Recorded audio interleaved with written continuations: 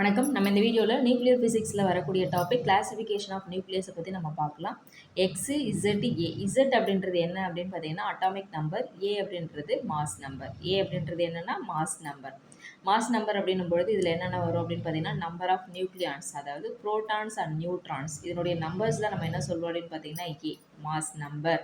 அடுத்து வந்து பார்த்தீங்கன்னா இசட் அப்படின்றது என்னென்னா நம்பர் ஆஃப் புரோட்டான்ஸ். புரோட்டான்ஸ் எவ்வளோ இருக்குது அதனுடைய நம்பர்ஸ் என்ன அப்படின்றது தான் என்னென்னா இசட். இது என்ன சொல்கிறோம் அப்படின்னு பார்த்தீங்கன்னா அட்டாமிக் நம்பர் அப்படின்னு சொல்கிறோம். இப்போ நம்பர் ஆஃப் நியூட்ரான்ஸ் மட்டும் நம்ம கண்டுபிடிக்கணும் அப்படின்னா இந்த ஏ மைனஸ் இசட். ஏன்னா இது நியூக்ளியான்ஸோடைய வேல்யூ என்ன இருக்குது, number of protons and number of neutrons. இது ரெண்டுமே சேர்ந்து தான் என்ன அப்படின்னு பார்த்தீங்கன்னா நம்பர் ஆஃப் நியூக்ளியான்ஸ்.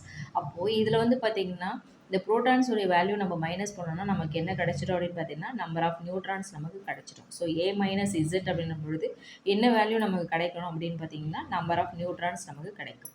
அடுத்தது நியூட்ரானுடைய சார்ஜ். நியூட்ரானுடைய சார்ஜ் என்ன அப்படின்னு பார்த்தீங்கன்னா நியூட்ரல். அண்ட் புரோட்டானுடைய சார்ஜ் என்ன அப்படின்னு பார்த்தீங்கன்னா பாசிட்டிவ் சார்ஜ்.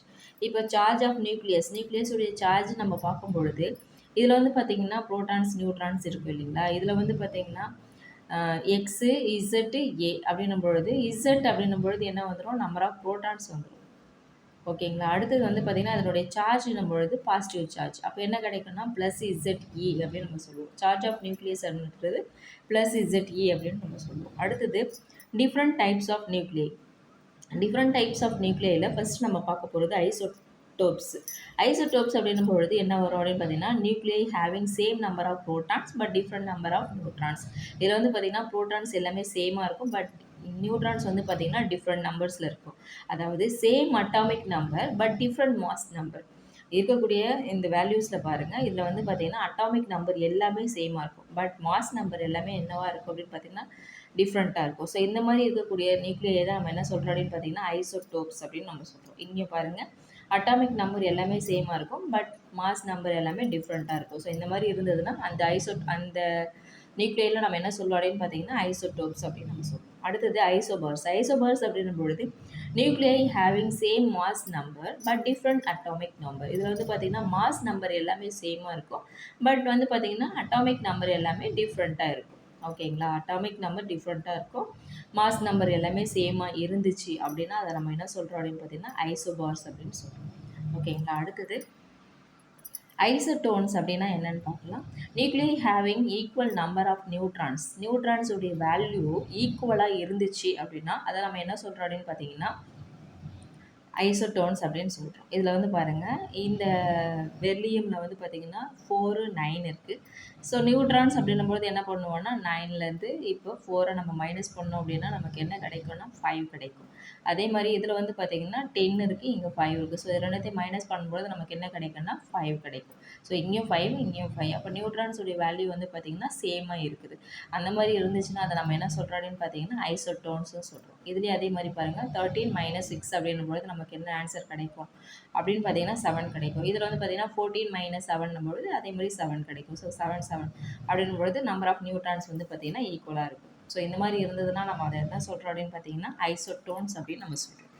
அடுத்தது ஐசோமர்ஸ் அப்படின்னா என்னென்னு பார்ப்போம். Same atomic number and mass number. இது அட்டாமிக் நம்பரும் மாஸ் நம்பரும் ரெண்டுமே என்னவாக இருக்கும் அப்படின்னு பார்த்தீங்கன்னா சேமாக இருக்கும், பட் அதனுடைய மாலிகுலர் ஃபார்முலா ஸ்ட்ரக்சர் எல்லாமே வந்து பார்த்திங்கன்னா அதாவது சேம் மாலிகுலர் ஃபார்முலா இருக்கும், பட் டிஃப்ரெண்ட் ஸ்ட்ரக்சர் இருக்கும். ஓகேங்களா. அந்த மாதிரி இருந்துச்சுன்னா அது நம்ம என்ன சொல்கிறோம் அப்படின்னு பார்த்தீங்கன்னா ஐசோமர்ஸ் அப்படின்னு பாருங்கள். Differs from the nuclear energy states and differ in the internal structure. அதோடைய இன்டர்னல் ஸ்ட்ரக்சரில் வந்து பார்த்திங்கன்னா டிஃப்ரென்ஸ் இருக்கும்.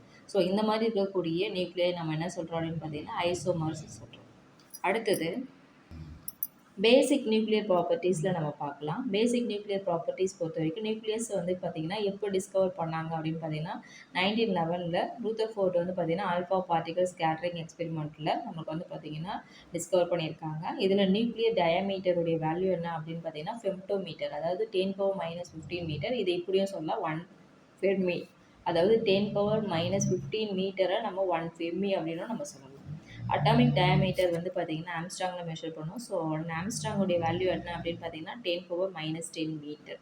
நியூக்ளியன்ஸ்ன்றது number of protons and number of neutrons. இதுதான் நம்ம என்ன சொல்லுவோம் அப்படின்னு பார்த்தீங்கன்னா நியூக்ளியான்ஸ் சொல்லுவோம். நியூட்ரான்ஸோடைய சார்ஜ் என்ன அப்படின்னு பார்த்தீங்கன்னா நியூட்ரல் அண்ட் புரோட்டானுடைய சார்ஜ் பாசிட்டிவ் சார்ஜ். அடுத்தது மிரர் நியூக்ளியைனா என்னன்னு பார்க்கலாம்.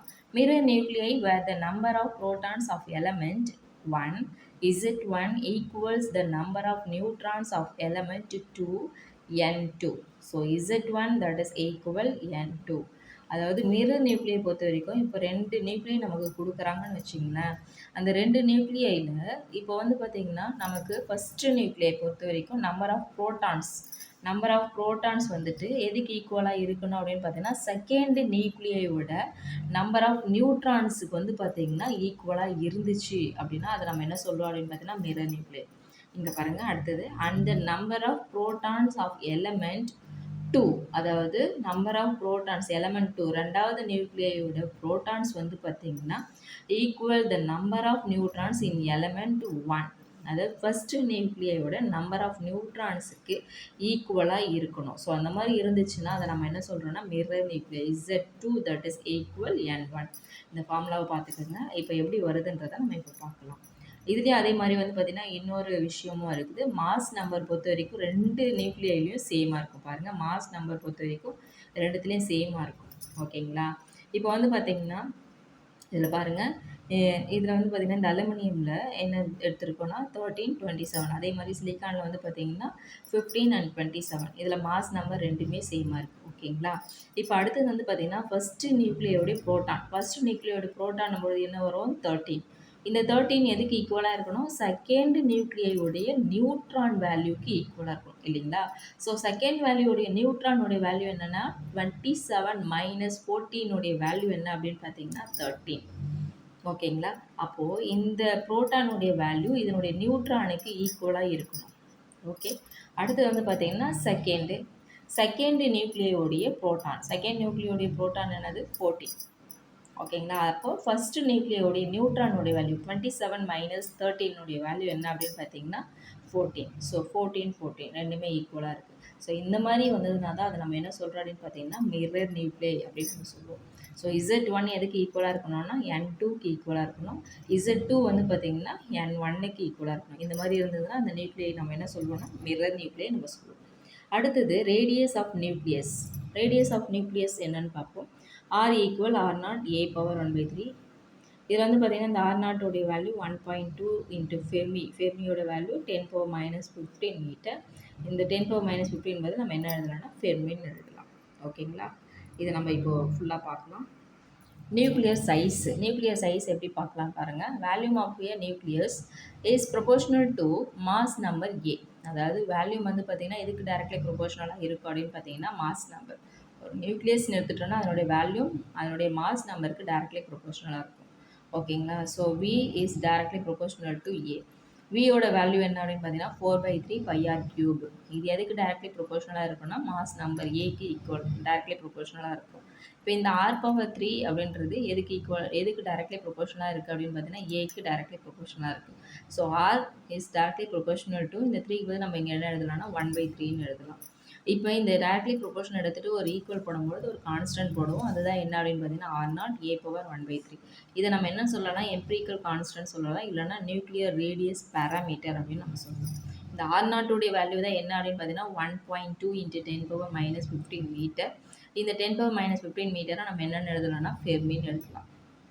அடுத்தது atomic nuclei of different elements have different sizes. அதாவது பார்த்திங்கன்னா நியூக்ளியை பொறுத்த வரைக்கும் டிஃப்ரெண்ட் எலமெண்ட்ஸ் இருக்குதுன்னா அதனுடைய வேல்யூக்கு ஏற்ற மாதிரி அதனுடைய சைஸஸ் வந்து பார்த்திங்கன்னா டிஃப்ரெண்ட்டாக இருக்கும். ஓகேங்களா? ஓகே, இந்த வீடியோ பிடிச்சிருந்ததுன்னா லைக் பண்ணுங்கள், ஷேர் பண்ணுங்கள் அண்ட் சப்ஸ்கிரைப் பண்ணுங்கள். தேங்க்யூ.